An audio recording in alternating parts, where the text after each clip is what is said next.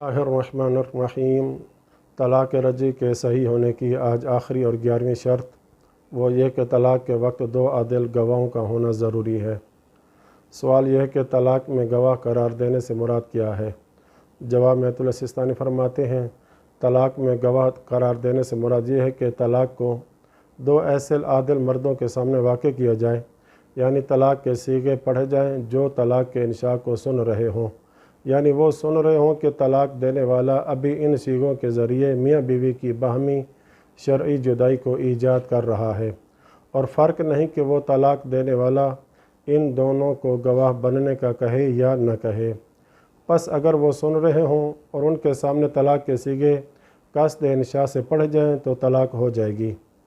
اور یہ بھی ضروری ہے کہ جب وہ دونوں طلاق کے انشاء یعنی طلاق کے ایجاد ہونے کو سن رہے ہوں تو ایک ہی جگہ اکٹھے ہوں۔ لہٰذا احتیاط واجب کی بنا پر 2 عادل گواہوں کا ٹیلی فون وغیرہ کے ذریعے صیغہ انشاء کرنے والے کی آواز سننا کافی نہیں ہے۔ اسی طرح اگر ان 2 گواہوں میں سے ایک موجود ہو اور اس محفل میں بیٹھ کر طلاق کا انشاء سنے اور پھر وہ طلاق دینے والا انہی الفاظ کو کسی دوسری محفل میں جا کر علیحدہ سے دوسرے گواہ کے سامنے دہرائے تو طلاق واقع نہیں ہوگی۔ ہاں البتہ اگر وہ 2 عادل مرد کسی شخص کے طلاق کے اقرار کی گواہی دینا چاہیں تو ان دونوں کے لیے اس شخص کے اقرار پر گواہ بننے اور پھر اس کی گواہی دینے کے لیے ایک جگہ ہونا ضروری نہیں۔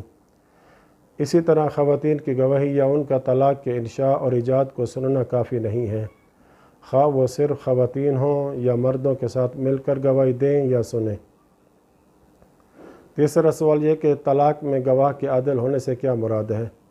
جواب میں السیستانی فرماتے ہیں،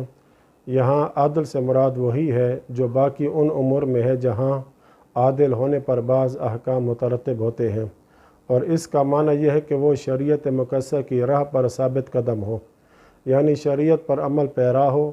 اور کسی واجب کو ترک کرنے یا بغیر کسی عذر کے کسی حرام کام کو انجام دینے کی وجہ سے شریعت کی راہ راست سے بھٹکتا نہ ہو، اور یہ راست روی غالباً نفس میں راسخ خوف سے پیدا ہوتی ہے، اور اس عدالت کو کشف کرنے اور پہچاننے کے لیے ظاہر کا اچھا ہونا کافی ہے۔ تیسرا سوال یہ کہ اگر طلاق کے گواہان در حقیقت فاسق ہوں تو ان کی گواہی میں واقع ہونے والی طلاق کا حکم کیا ہے؟ جواب میں السیستانی فرماتے ہیں، اگر دونوں گواہان در حقیقت فاسق ہوں تو حقیقت میں طلاق باطل ہوگی، خواہ شوہر یا اس کا وکیل یا دونوں ان کی عدالت کا یقین رکھتے ہوں، اور اگر اس کے برعکس ہو یعنی گواہ در حقیقت عادل ہوں تو طلاق بھی حقیقت میں صحیح ہوگی، خواہ شوہر یا اس کا وکیل یا دونوں ان کے فاسق ہونے کا یقین رکھتے ہوں، اور جو حقیقت حال سے آگاہ ہو جائے وہ اسی حقیقت کے مطابق عمل کرے گا، یعنی اگر اسے طلاق کے بعد پتہ چلے کہ گواہ عادل نہیں تھے تو وہ اپنی طلاق کو باطل شمار کرے، اور اسی طرح بالعکس بھی، یعنی جسے پتہ چلے کہ اس کی طلاق کے گواہ جنہیں وہ فاسق سمجھ رہا تھا در حقیقت عادل تھے تو وہ اپنی طلاق کو صحیح سمجھے۔ البتہ جسے گواہوں کے عادل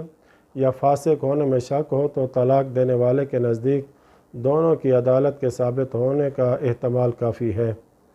اور جب تک اس احتمال کے برعکس کوئی چیز ثابت نہ ہو تو طلاق صحیح سمجھا جائے گا،